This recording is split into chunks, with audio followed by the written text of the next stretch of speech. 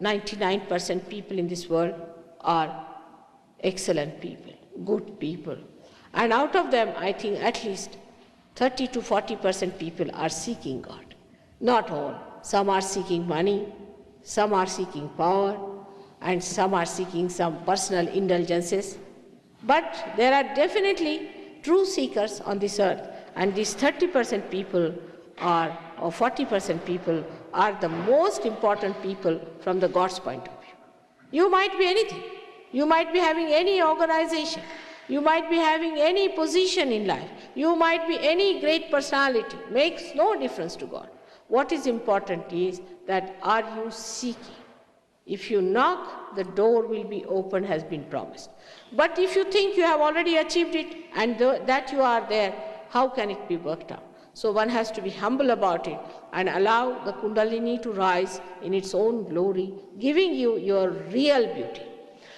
Now the thing we have to know that as the Kundalini ascends, we also start getting powers. The first power is that of innocence. Innocence has a power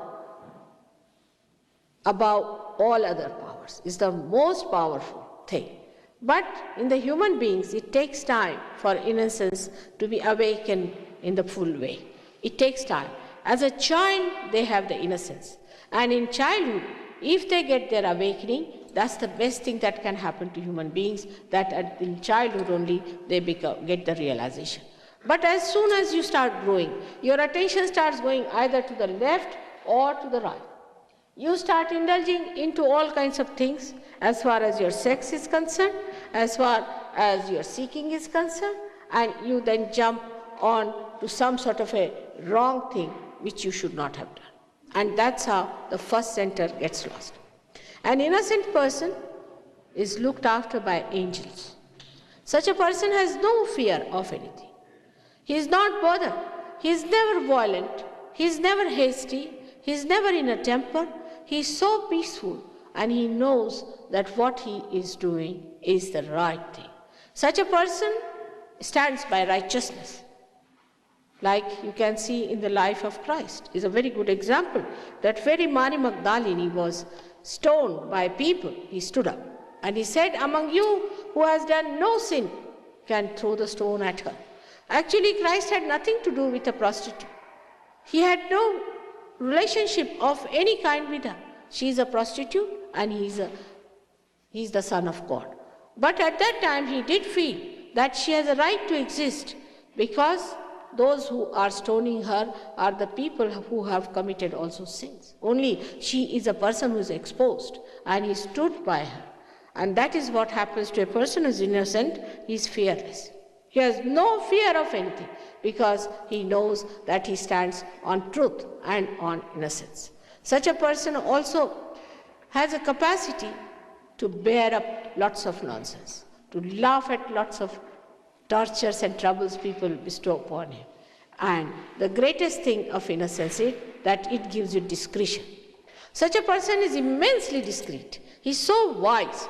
He may be a little child, he may be a grown-up person, he may be a villager, he might be educated, he might be uneducated, but he is so wise that he sees what is right and what is righteous. And this is the greatest quality of an innocent person, that he is very discreet about everything. His discretion is just like a straightforward hit. He doesn't have to think, he doesn't have to bother. Whatever he decides is absolute discreet, and he doesn't have to have choices. He doesn't go on choosing people. He doesn't go on choosing things. He said, this is the thing, finished. So such a person becomes absolutely dynamic, because he doesn't waste any energy. He doesn't waste his brains. He doesn't waste his arguments with anyone. If he thinks the person is worth arguing, he'll argue, otherwise he'll say, all right, you are clever, go ahead. This is the understanding of a person who is completely discreet. Like there was a very big joke about it, that there was a man who was going up the road, up the stairs, and another one was coming downstairs.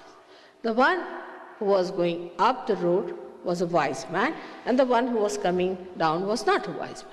So he tried to be aggressive, and he told him that I will not move for you because I don't move for fools. So the other one moved on one side and he said, I do. Meaning I move out for fools. See, but he said, I do, and he moved out. So he has such a discretion how far to go and how far not to go. Now I will give an example how in nature you can find this very easily. See, the root has a little root cap. It's a very, very small, minute thing. You have to see through the microscope. Now this root cap is a wise thing. It goes in the soil.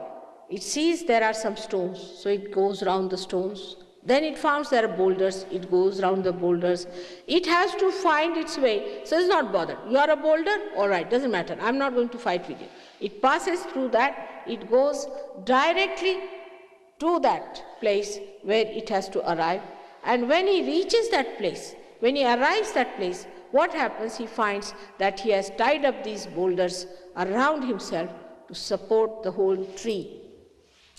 This is the wisdom of a little bit, small little cell, which is the root end. So you can imagine how much there is wisdom in a little cell like that. And God has given us such a good brain, and if we do not have discretion, we are like people who are blind, who walk without knowing where they have to go.